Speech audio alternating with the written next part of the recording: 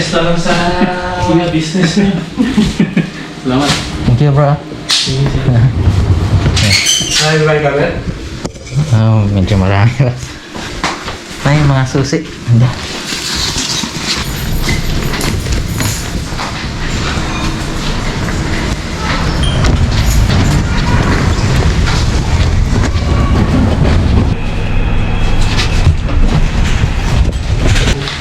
Hindi, Manila pa. Manila eh. Walang Cebu. Oo, tinanggal. Wala na.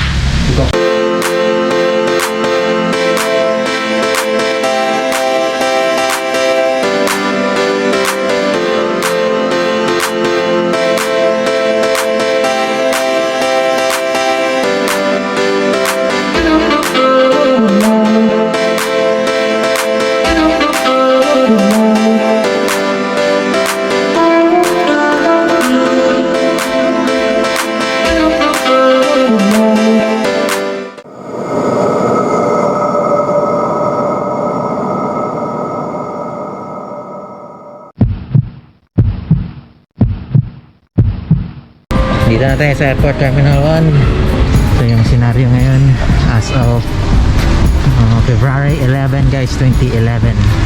So ito yung hitsura ng Changi Terminal Airport 1. But usually dati guys, mga ano kami, mga around doon kami sa Terminal 4.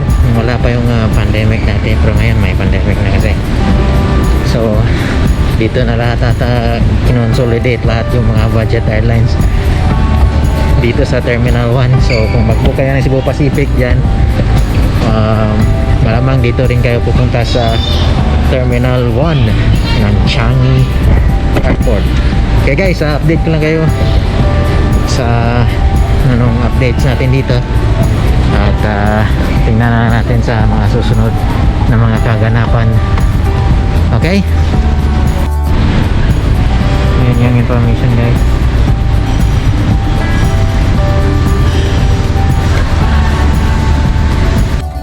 Na guys, naka-early web check-in na yun guys.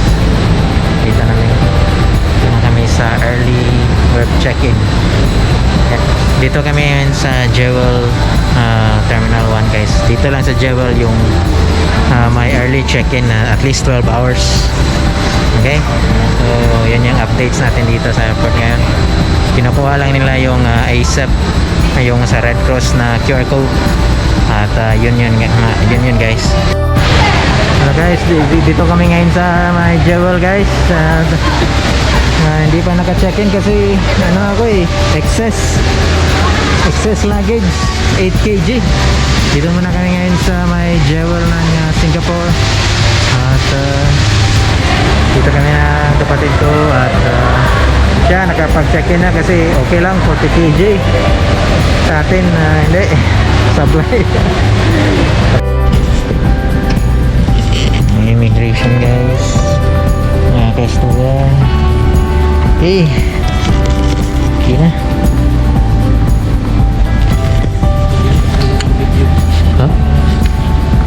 Ito na ngayon yung Terminal 1 guys, yung pinakalumang ng yung airport ng Singapore. Ito na siya ngayon at wala, halos close ata lahat yung mga stores dito. At ito yung mga pangyayari dito mga ka-istorya. At alam natin na grabe yung pandemya na nalasa ngayon. So ito na yun, naka-check-in na kami sa airport guys. At saka okay na siya yung sa immigration dyan, nakapasok na kami. At ngayon wala pa masyadong tao, wala talagang tao mga ka-storya. Grabe yung epekto ng dati grabe yung mga kaganapan dito. Ang daming tao, hindi mo pero ngayon halos wala na. Itong guardian close siya, yung iba wala. Balik tayo guys at wala kasing upuan dyan, wala pa kaming gate. So para wala pa tayong tao pa dito sa Terminal 1 ng Changi Airport. po. And din dito wala pa din. So mga kaganapan dyan wala talaga mga guys. So special ba tong trip na to? Yan na yun guys. At grabe walang katao-tao. Yun na, mga worker lang dyan. Wala din. Ito yung mga kaganapan mga guys. So hanap tayo ng upuan na lang. Dito lang tayo hanap ng upuan. Hanap na tayo ng upuan guys. At dito lang muna tayo. Tayo lang din muna. Pagod yung walang masyadong ano guys. First time po natin dito sa Terminal 1. Wala masyadong mga guys to yan. Walang mga tao-tao dito. Wala talaga. Pwede kayo matulog dito ng buong magdamag. Biro lang yung guys. Mga kastorya. Jacket na tayo mga kastorya kasi ano na, medyo lumalamig na yung bili lang muna tayo ng pagkain dito sa ano, dito sa may banda kasi yung kapatid ko muna yung umakyat lang para hindi kasi makadala ng trolley, bawal yan kasi. Time check muna tayo, 9:38. So 9:38, wala talagang ano dining options na dito. Ayun lang, bumalik na yung kapatid ko na si Bernard. Yung channel niya is Come to Life. Okay, sa'yo nabilin? Kopi ro? Chicken rice with Subway. Ano ba? Ay, 4 fingers kasi lang. Hey guys, may SGD pa kami ano guys. Tingnan natin. 50 SGD pa ako. Na cash dito. At si Bugoy naman ay may 100 SGD pa mga guys. At wala pa siyang chocolate. So yung pag palagi tayong umuwi dati may palagi tayong dalang chocolate. So ngayon ay meron naman ako dito. Pero hindi masyadong marami mga kastorya.